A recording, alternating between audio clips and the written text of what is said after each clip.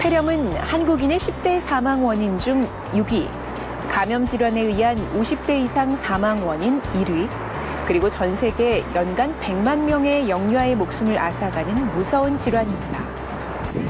그런데 폐렴의 주요 원인균인 폐렴구균은 공기 중에 항상 떠다니고 사람의 코와 목에도 살고 있는 아주 흔한 세균인데요. 어떻게 이렇게 치명적인 질병으로 발전하게 되는지 오늘 건강플러스에서 알아봅니다. 세균이나 바이러스, 곰팡이 등이 폐로 들어가면서 폐에 염증을 유발하는 질환인데요.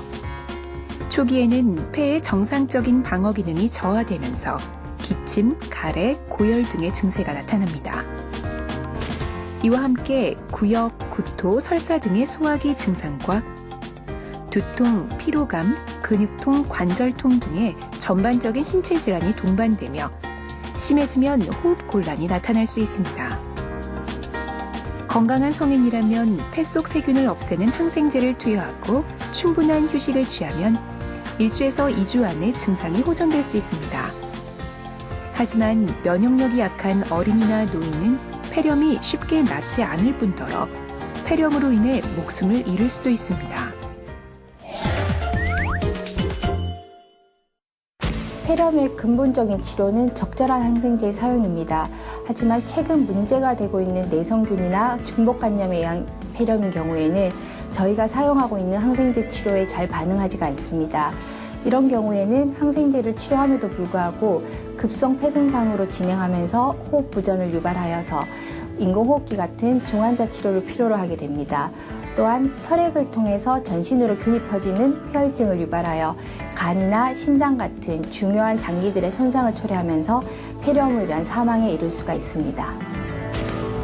통계청 자료에 따르면 지난 2001년 8.1%에 불과하던 폐렴 사망률이 2011년 17.2%로 10년 사이에 2배 이상이 증가했다고 합니다. 이는 과도한 항생제 사용으로 인한 내성 증가와 함께 만성 성인 질환을 앓고 있는 고령 인구의 증가가 주된 이유입니다. 만성 성인 질환을 앓고 있는 노인들은 면역력이 약해 쉽게 폐렴에 걸리고 증세도 급속도로 악화될 수밖에 없습니다.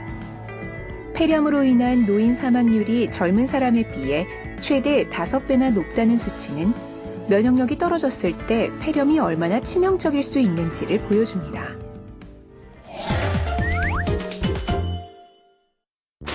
폐렴의 초기 증세는 기침, 고열, 몸살 등으로 감기와 매우 비슷해서 초기 치료 시기를 놓치는 경우가 매우 많습니다. 백담을 동반한 기침이 있거나 숨을 쉴 때 가슴이 아프다든지 호흡곤란이 있으시면 바로 병원에 가서 진료를 받으셔야 됩니다. 그리고 본인이 가지고 계시는 질환 때문에 면역 억제제를 복용하거나 콩팥, 간 등의 만성질환을 가지고 있으신 분들은 기침이나 열이 나는 증상만으로도 병원을 방문하셔야 합니다. 노인들의 경우 폐렴에 걸렸을 때 건강한 사람과는 다른 증세를 보여서 더욱 헷갈릴 수 있습니다. 특별한 증상이 없이 입맛이 떨어진다거나 밤에 식은땀을 흘린다거나 기운 없이 시름시름 앓는 모습을 보이는데요. 특히 지병을 앓고 있는 경우엔 단순히 체력이 떨어져 그런 것이라고 오인할 수 있으므로 보호자의 각별한 주의가 필요합니다. 모든 분들이 예방접종 대상자분은 아니시고요. 면역력이 약한 유아나 노인 환자분들이 대상이 되실 수가 있습니다. 저희가 예방접종을 하는 이유는 폐렴의 대표적인 원인균인 폐렴구균은 예방접종을 한다면 위험한 합병증인 균열증이나 수막염을 예방하는데 효과적인 것으로 알려져 있습니다.